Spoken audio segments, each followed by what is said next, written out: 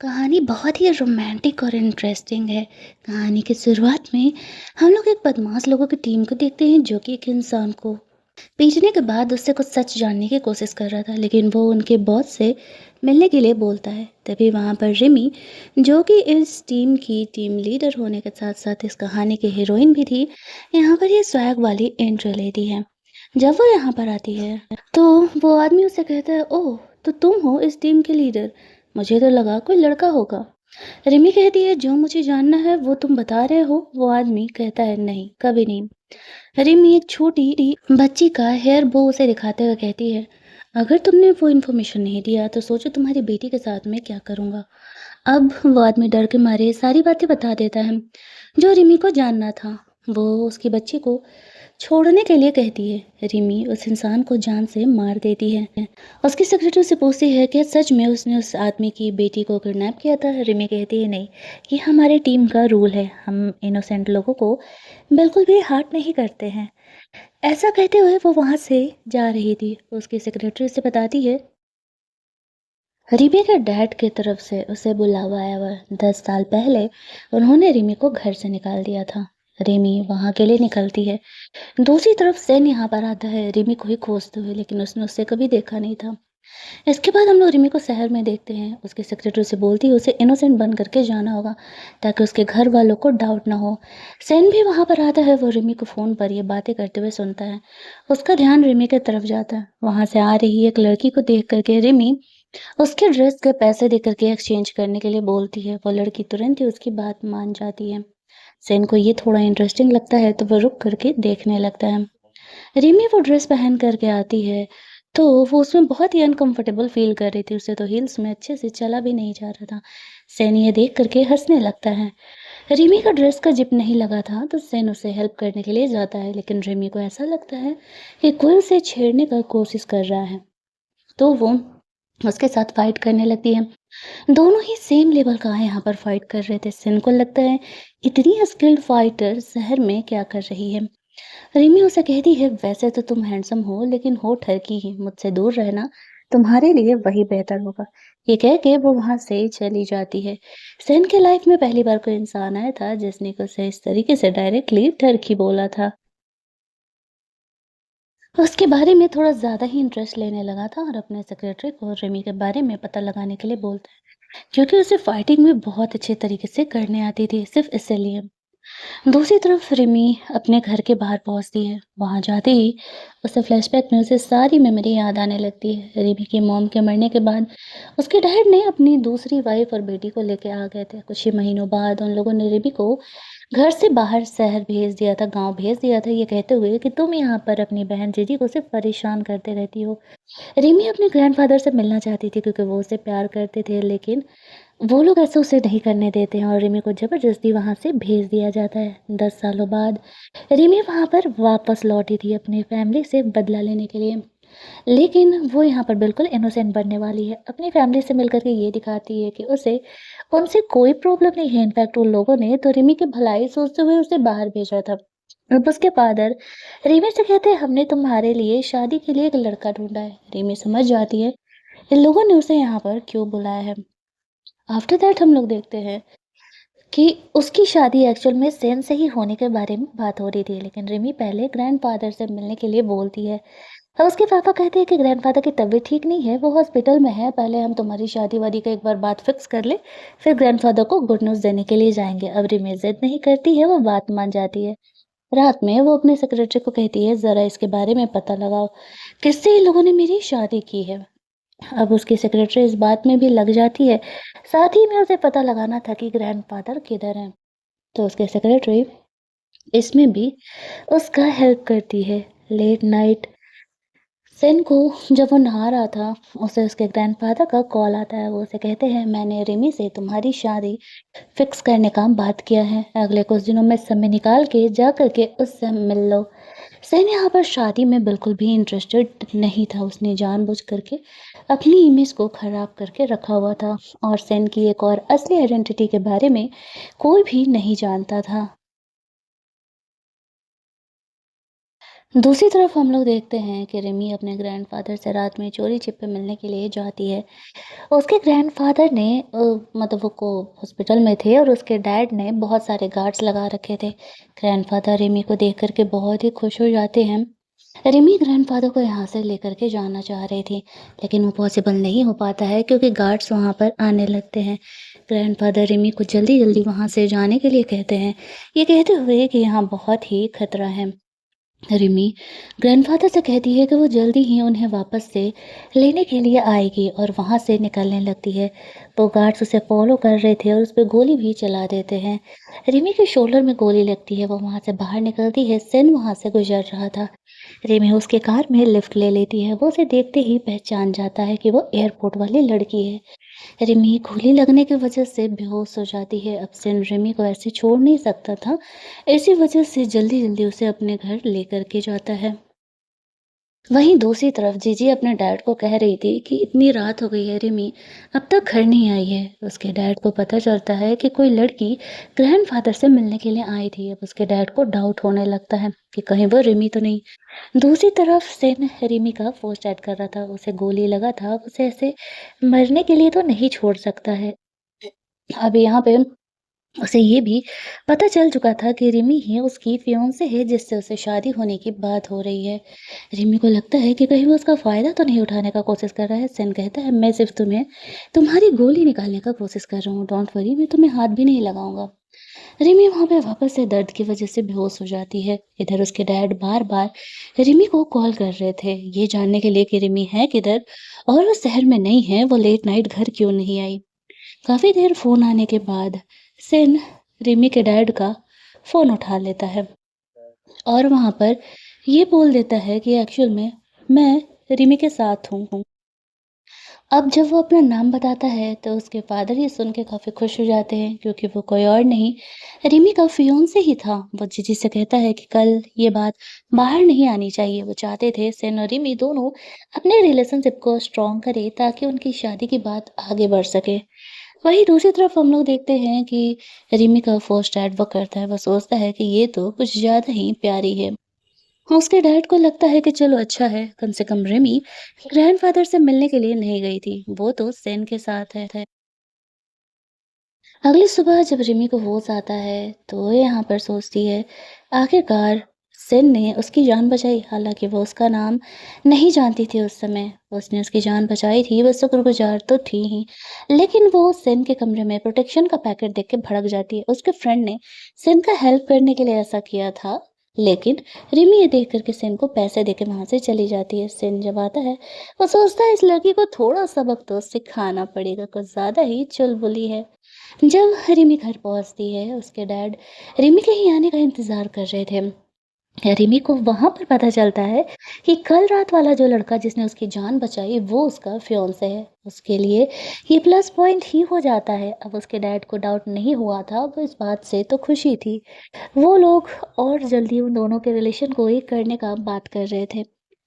वहीं दूसरी तरफ हम लोग देखते हैं कि सेन रिमी से मिलने के लिए आता है। वो इतना हैंडसम था कि सारी वहाँ की मेड तो उसे देखते ही रह जाती है। यहाँ पर आते ही मतलब वो अपने घर गया था। उसके डैड मॉम को बताता है कि कल की पार्टी मेरी फियांसे भी अटेंड करने वाली है, तो ध्यान रखिएगा उसे कोई बुली ना करे। उसके पेरेंट को तो भरोसे नहीं होता है कि सिंध शादी के लिए मान गया। फिर हम लोग पार्टी वाला सीन देखते हैं जहाँ पर कि रिमी के फादर भी आए हुए थे और वो सबको आज अनाउंस करने वाले थे रिमी और सेन के एंगेजमेंट के बारे में। जीजी भी यहाँ पर आई हुई थी और अपने सारे चमचियों को कह रही थी कि रिमी तो बस एक गांव की लड़की है और कुछ नहीं। तभी वहाँ पर रिमी रेडी होकर के आती है और वो काफ़ी प्रिटी लग रही थी, सारे उसे देखते रह जाते हैं। तभी वहाँ पर रिमी को उसकी सेक्रेटरी बताती है किसी ने इस हॉल में बॉम्ब प्लांट किया है। अब सारे लोग मारे जा सकते थे। रिमी उसे ढूंढने के लिए वहाँ से निकलने का कोशिश कर रही थी, लेकिन जीजी उसे रोक लेती है और कहती है अरे आई हो, लोगों से मिलते तो जाओ, क्या हुआ। रिमी उससे पीछे छुड़ा के वहां से जाना चाह रही थी। वो उससे बोलती भी है कि अगर उसने उसे जाने नहीं दिया तो वो दोनों ही मारे जाएंगे, लेकिन जीजी उसकी बातों को काफी कैजुअली लेती है तो रिमी गुस्से में उसे थप्पड़ मार देती है और वहाँ से उस बॉम्ब को ढूँढते हुए निकलती है। सिर्फ 5 मिनट का समय था, ज़्यादा वक़्त नहीं था, तो रिमी यहाँ पर स्टेज पर जाकर के बोलती है, मेरा और सेन का एंगेजमेंट यहाँ पर कैंसल हो रहा है। अब उसके फादर इस बात पर गुस्सा करने लगते हैं कि वो बहुत ही बदमाश है, बहुत ही घटिया है, बिल्कुल अपनी माँ की तरह। वो ऐसा कैसे कर सकती है, सबके सामने उसने मेरा नाक कटा दिया। तभी बीच में सेन आता है। स्टेज पर जाते हुए कहता है कि मैं आप लोगों को 25 सेकंड दे रहा हूँ, यहाँ से निकल जाइए वरना गार्ड्स बेइज्जती करके निकालेंगे और अभी हमारा एंगेजमेंट कैंसिल हो रहा है। ऐसा बोलते ही सारे लोग वहाँ से चले जाते हैं। वो रिमी का हेल्प कर रहा था। रिमी सबके जाने के बाद जल्दी-जल्दी उस बॉम्ब को ढूँढने लगती है। सेन से तो वो बाद में निपटेगी। यहाँ पर उसे पता चलता है केक वाले टेबल के नीचे वो बॉम्ब है। लेकिन जाकर के देखती है तो थोड़ा-सा वो चैन का साँस लेती है, क्योंकि यहाँ पर उस बॉम्ब का तार पहले से ही कट था। उसे ऐसा लगता है कि कहीं ये सेन ने तो नहीं किया होगा। सेन वहाँ से जा चुका था। रिमी उसे ढूँढने का कोशिश करती है लेकिन वो उसे मिलता नहीं है। सेन ने ही वो बॉम्ब का तार कट किया था। इधर उसे पता चलता है कि रिमी में कुछ तो अलग है। वो नॉर्मल लड़की नहीं है, जो कि वो खुद को दिखाती है। दूसरी तरफ रिमी अपने टीम के लोगों से बात करने के लिए जाती है। उसे जानना था आखिरकार किस इंसान ने बॉम्ब प्लांट किया होगा उनकी पार्टी में। फिर वो चुपचाप घर पहुंच जाती है। उसके फादर गुस्सा कर रहे थे। रिमी कहती है, डैड, वो तो मैंने सेन का अटेंशन सीख करने के लिए ऐसे किया था। वो एक प्लेबॉय है ना। अगर मैं नॉर्मली उसे शादी करने के लिए हाँ कह देती तो वो भाव नहीं देता, शादी के लिए मना कर देता। अब देखो खुद ही मुझे मैसेज कर रहा है डिनर डेट पर जाने के लिए। उसके फादर रिमी के बातों का भरोसा कर लेते हैं। उन्होंने जो कुछ भी उससे बोला उस चीज़ के लिए माफ़ी मांगते हैं। रिमी भी यही एक्टिंग करती है। और डैड, मैं समझ रहा हूँ बहुत टेंशन में हो ना, कंपनी संभालना है, इसीलिए अपने गुस्से में बोल दिया होगा। उसके फादर को लगता है कि चलो ये कितनी बेवकूफ़ है। इधर रिमी और सेन आपस में बातें कर रहे थे। सेन काफ़ी स्माइल करके रिमी को मैसेजेस कर रहा था। ये देख करके उसके फादर उसकी मदद तो सोचने लगते कि फाइनली लगता है उसके लाइफ में कोई लड़की तो आ ही गई है। वो दोनों यहाँ पर मिलने का डिसाइड करते हैं। वहीं दूसरी तरफ अभी इनकी बातें चल ही रही थी कि तभी इस कहानी का सेकंड में लीड सूजियान आ जाता है, जो कि रिमी का बचपन का दोस्त था। रिमी की फैमिली ने सूजियान को अडॉप्ट किया था। अब यहाँ पर सूजियान अब एक बड़ा बिजनेसमैन बन के आया हुआ था। वो काफ़ी हैंडसम भी था, जिसे सूजियान में कुछ ज़्यादा ही इंटरेस्ट ले रही थी। वो रिमी से कहता है, मुझे पता चला कि तुम वापस आ चुकी हो तो मैं तुमसे मिलने के लिए आ गया। अब वो लोग यहाँ पर सूजियान को रात में स्टे करने के लिए बोलते हैं तो वो मान जाता है। जीजी के दिमाग में तो खुफिया बात चल रहा था। वो ये सोच रही थी कि सूजियान इतना हैंडसम और अमीर है, वो रिमी डिजर्व नहीं करती है, उसे तो उसी से शादी करना चाहिए। इसी वजह से वो इंसिस्ट की थी कि सूजियान यहीं पर आज रात स्टे करे। उसकी मॉम भी इन बातों को समझ रही थी। उनके लिए तो प्लस पॉइंट ये था, अगर सच में जीजी और सूजियान की शादी हो जाती तो डबल अमीर वो लोग बन जाते। अगली सुबह खाने के टेबल पर जीजी सूजियंस को बहुत ज़्यादा ही फूड ऑफर कर रही थी, लेकिन वो मना कर रहा था। रिमी वहाँ पर आती है तो सूजियन उससे बात करते हुए कहता है, चलो तुम्हारी मॉम के ग्रेव पर चलते हैं। रिमी जैसे ही जा रही थी, रास्ते में वो सन से मिलती हैं। सन यहाँ पर आते ही पूछने लगता है कि ये लड़का कौन है जो मेरी फियांसे के साथ घूम रहा है। रिमी यहाँ पर क्लियर करती है, ये मेरे भाई के जैसा है। अब वो दोनों ही यहाँ पर रिमी को अपने साथ लेकर के जाना चाह रहे थे। अब रिमी किसके साथ जाती है, इसीलिए दोनों को साथ ही चलने के लिए बोलती है। क्रेव पर जाने से पहले दोनों खाना खाने के लिए जाते हैं। वो दोनों ही यहाँ पर रिमी को नहीं छोड़ने वाले थे। दोनों के बीच एक अलग ही कोल्ड वॉर स्टार्ट था। सेन को सोजियन कहता है, अभी रिमी तुम्हारी फियांसे बनी नहीं है, इसीलिए ना अपना हक जताना बंद करो, तुम्हारी प्रॉपर्टी नहीं है। खाना वाना खाने के बाद वो लोग ग्रेव पर जाते हैं, जहाँ पर कि सेन और सूजियन दोनों ही रिमी की मॉम से मिलते हैं। रिमी यहाँ पर काफ़ी इमोशनल हो जाती है। फिर सूजियन रिमी को अपने साथ लेके जाना चाह रहा था, लेकिन रिमी उसे कहती है, मुझे सेन से कुछ बात करना है। अब जाओ, मैं आपसे बाद में मिलती हूँ। उसके जाने के बाद सेन उसे कहता है, बताओ तुम्हें मुझसे क्या बात करना है। रिमी उसे कहती है, मुझे तुम्हारी एक हेल्प चाहिए। मुझे तुम काम के बंदे लगे। मुझे सूजियन के बारे में सारा इन्फॉर्मेशन चाहिए, जितना डीपली हो उतना बेहतर है। सेन कहता है, लेकिन तुम तो उसके बहुत क्लोज थी, फिर ये सब कुछ क्यों। रिमी कहती है, मैं उसकी कोई क्लोज नहीं थी, हमने उन्हें अडॉप्ट किया था, लेकिन वो जब से आया है काफ़ी बदला बदला सा लग रहा है। सेन उसका हेल्प करने के लिए तैयार हो जाता है। घर जा कर के वो अपने सेक्रेटरी को सूजन के बारे में पता लगाने के लिए बोलता है। उसका सेक्रेटरी उसे कहता है, लगता है बॉस को रिमी से प्यार हो ही गया है। वहीं दूसरी तरफ रिमी अपनी फ्रेंड से, अपनी टीममेट से बात कर रही थी। वो उसे बताती है उसने सेन को अपने प्लान में इंक्लूड कर लिया है और वो सूजन के बारे में सब कुछ पता लगा रहा है। उसकी फ्रेंड उसे कहती है, थोड़ा संभल के, हम किसी पे भी भरोसा नहीं कर सकते। लेकिन पता नहीं क्यों रिमी को सेन से एक अलग सा कनेक्शन फील होने लगा था। तभी थोड़ी देर बाद सूजन रिमी के कमरे में उससे मिलने के लिए आता है। रिमी उसे अंदर लेकर के जाती है तो सूजन उसे एक फाइल दिखाता है, जहाँ पर उस फाइल को देख कर के रिमी को लग रहा था कि उसकी मॉम ने खुद की जान नहीं ली है। सिचुएशन कुछ और ही है। सूजन समझाता है कि मैं आंटी के बिहेवियर को अच्छे से जानता था। मुझे नहीं लगता कि उन्होंने खुद को हर्ट किया होगा।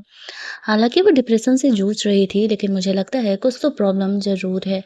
रिमी को भी इस बात का डाउट था। वो अपनी मॉम को बहुत ही अच्छे तरीके से जानती थी, भला वो खुद की जान कैसे ही ले सकती है। इसी वजह से वो सूजियन को भी अपनी मॉम के बारे में और भी बहुत कुछ पता लगाने के लिए बोलती है। और ये करके जो सूजियन था वो रिमी के और ज़्यादा क्लोज आने का कोशिश कर रहा था, क्योंकि वो रिमी को पसंद करता था। रात में रिमी अपने सेक्रेटरी से बात कर रही थी। उसे कहती है, मुझे लगता है कि मेरे डैड ने मेरे मॉम के विल को चेंज किया है। मैं कंपनी में एंट्री करने का कैसा न कैसे करके कोशिश करूंगी कल।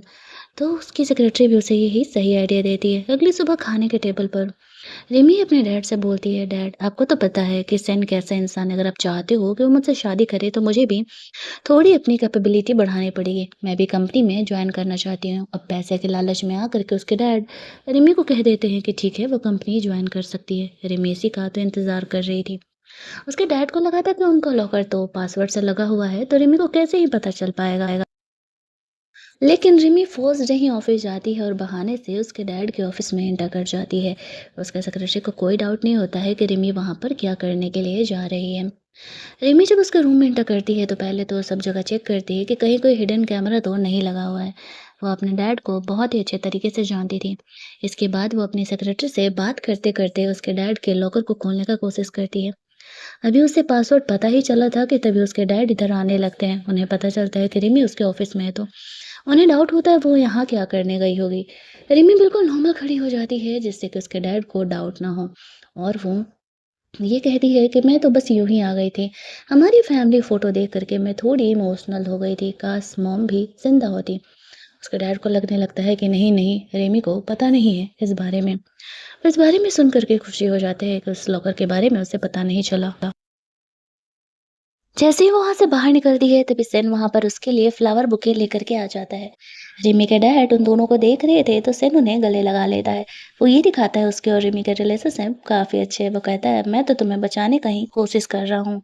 फिर उसके फादर आते हैं उनसे बात करने के लिए, तो वो बोलता है कि मैं तो फैमिली के साथ डिनर करने के लिए आया हुआ था। रिमी भी कितने दिन से कह रही थी कि हमारा फैमिली गेट टुगेदर नहीं हुआ है। उसके फादर सुन के खुश हो जाते हैं, ये कहते हुए कि चलो अच्छा है। वो दोनों काफ़ी क्लोज आ रहे हैं। उसके डैड रिमी को सैन के लिए शॉपिंग करने के लिए भेज देते हैं।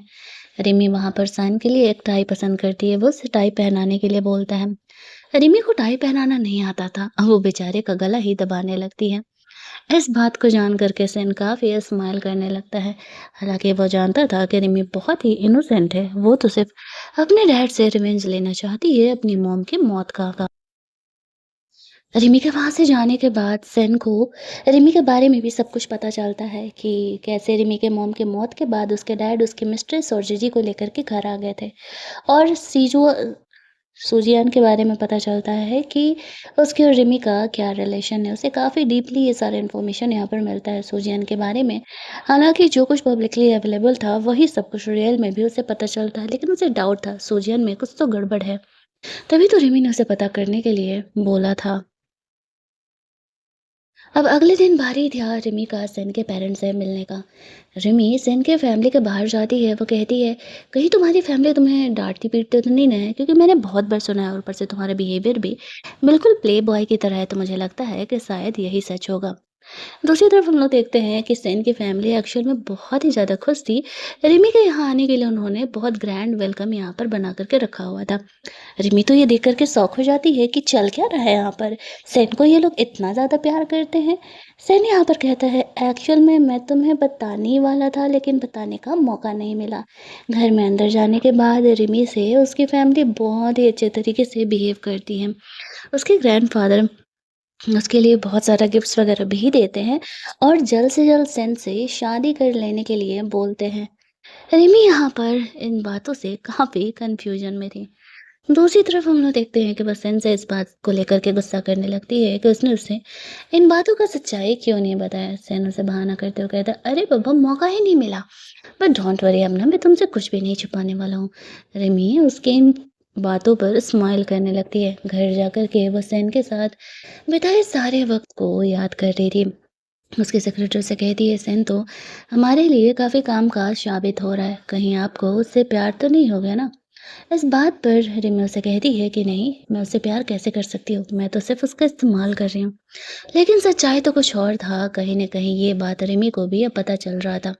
उसे सेन से प्यार होने लगा था, लेकिन जब तक वो अपने इस रिवेंज को पूरा नहीं कर लेती, वो इन प्यार-मोहब्बत के बारे में नहीं सोच सकती थी। रात में वो उसके ऑफ़िस का लॉक कार्ड लेने का कोशिश करती है अपने डैड से, लेकिन उसके डैड उसे अपना जैकेट ही नहीं देते हैं, तो उसे फिर कुछ और इस्तेमाल करना पड़ेगा। वो सेन से मिलती है, अगले दिन उससे हेल्प माँगती है। उसे क्या हेल्प चाहिए ये बिना सुने ही सेन उसका हेल्प करने के लिए तैयार हो जाता है। वो कहता है, तुम मेरी फियांसे हो, मैंने पहले ही कहा था जो मेरा है वो तुम्हारा है। रिमी ये सुन के इमोशनल हो जाती है, उसे थैंक्स बोलती है। अगले दिन एक पार्टी था जहाँ पर कि रिमी अपने डैड के साथ आई हुई थी। सेन बहाने से उन्हें काफ़ी ड्रिंक कराता है। अब वो होने वाला दामाद था, तो रिमी के डैड मना भी नहीं कर पाते हैं और यहाँ पर ड्रिंक करने की वजह से उन्हें एक्चुअल में बहुत ही ज़्यादा नशा होने लगता है। उस नशे में जो सेन था वो कार्ड उनके पैकेट में रख देता है जो कि फेक था और रिमी को असली वाला कार्ड दे देता है। रिमी उस रूम की तरफ आगे बढ़ रही थी, साथ ही में अपने सेक्रेटरी से बात भी कर रही थी। वो सेन को भी साथ लेके जाना चाहती थी, लेकिन रिमी कहती है कि नहीं, मैं उसके बारे में पूरे तरीके से नहीं जानती। सेन उनकी बातों को सुन लेता है, सिर्फ इतना ही सुन कर के उसे बुरा लगता है कि रिमी उस पर ट्रस्ट नहीं करती और वहाँ से चले जाता है। उसके बाद रिमी अपने सेक्रेटरी से कहती है और अगर अंदर खतरा हुआ तो बस सेन की जान खतरे में नहीं डाल सकती। ये उसका बदला है, ये उसकी स्टोरी है, जो कुछ भी करना होगा वो खुद ही करेगी। ये कहते हुए वो आगे बढ़ती है ग्रैंडफ़ादर को जैसे-तैसे करके वहाँ से निकालने के लिए। तभी सेन के डैड भले ही ड्रंक थे, लेकिन उन्हें ध्यान आता है ये उनका कार्ड तो है ही नहीं। वो समझ जाते हैं कि ये रिमी का किया हुआ है और सेन उसका हेल्प कर रहा है। इधर रिमी ग्रैंडफ़ादर के पास पहुँचती है। ग्रैंडफ़ादर रिमी को जल्दी-जल्दी वहाँ से जाने के लिए कहते हैं। ये कहते हुए कि यहाँ खतरा है, लेकिन रिमी आज ग्रैंडफ़ादर को वहाँ से लेके जा रही थी। सेन के डैड के रिमी के डैड की तरफ से भेजे हुए बहुत सारे गार्ड्स यहाँ पर आ जाते हैं। रिमी अकेले ही उनसे लड़ने का सोचती है, लेकिन तभी वहाँ पर सेन रिमी का हेल्प करने के लिए आ जाता है और वो दोनों यहाँ पर मिल कर के उनके गार्ड से लड़ रहे थे। रिमी का फाइटिंग स्टाइल देख कर के सेन को याद आता है जिस लड़की को ढूँढने के लिए वो कहानी की शुरुआत में उस प्लेस पर गया था, वो रिमी ही है। कुछ टाइम पहले इन दोनों गुटों का लड़ाई हुआ था। वो दोनों मोर्टल एनिमी हैं, लेकिन सेन रिमी का फेस नहीं देख पाया था, इसी वजह से जब उसे सामने से देखता है तो उसे पहचान नहीं पाता है। उसे बचाने के चक्कर में उसे गोली लग जाता है। रिमी ये देख कर के बहुत ही इमोशनल हो जाती है और सेन को जल्दी-जल्दी हॉस्पिटल में एडमिट कराती है। दोनों एक ही कमरे में थे, यानी रिमी के ग्रैंडफ़ादर और सेन। रिमी की सेक्रेटरी आती है, वो सेन का बुराई करते हुए कहती है, वो हमारा मॉर्टल एनिमी है, उससे आप प्यार नहीं कर सकती है और वो आपकी जान कैसे ही बचा सकता है। तभी रिमी बगल वाला पर्दा हटाती है और बगल वाले बेड पर सेन था। अब सेन का सेक्रेटरी रिमी के सेक्रेटरी को वहाँ से लेकर के जाता है, ये कहते हुए कि इन दोनों को बात करने का मौका चाहिए। जो रिमी के ग्रैंडफ़ादर थे, वो सेन को रिमी का जान बचाने के लिए थैंक्स बोलते हैं। सेन कहता है, ग्रैंडफ़ादर रिमी मेरी फियांसे है, अगर मैं उसकी जान नहीं बचाऊँगा तो भला उससे प्यार कौन ही करेगा। रिमी उसे धीरे से कहती है, मैंने कब कहा कि मैं तुमसे सच में शादी करने वाली हूँ, हम तो सिर्फ यहाँ पर गेम खेल रहे हैं। सेन यहाँ पर दर्द होने का बहाना बनाने लगता है। रिमी उसका फिक्र करने के लिए जाती है। जैसे ही वो गोली के निशान देखने के लिए जाती है तो वो प्यार से किस कर लेता है। ग्रैंडफ़ादर उन दोनों के बीच हो रहे इस रोमांस को देख कर के काफ़ी खुश थे। फाइनली रिमी को भी उनका प्यार मिल रहा था। रिमी उन्हें सेफ एरिया पे लेकर के आई थी जहाँ पर कि रिमी के फादर अब उन्हें नहीं देख पाएँगे। उसके फादर उसे कहते हैं, तुम्हारे डैड ने तुम्हारी मॉम के विल को चेंज किया है। तुम्हारी मॉम ने सारी जायदाद तुम्हारे नाम की थी, लेकिन कंपनी का सीईओ अब वो बन कर के घूम रहा है। सन कहता है, डोंट वरी ग्रैंडफादर, आप बस हॉस्पिटल में रिकवर होने का ध्यान दो। मैं हूँ ना, रिमी का फ़िक्र करने के लिए। मैं सब कुछ उसका हेल्प करूँगा और सब सँभाल लूँगा।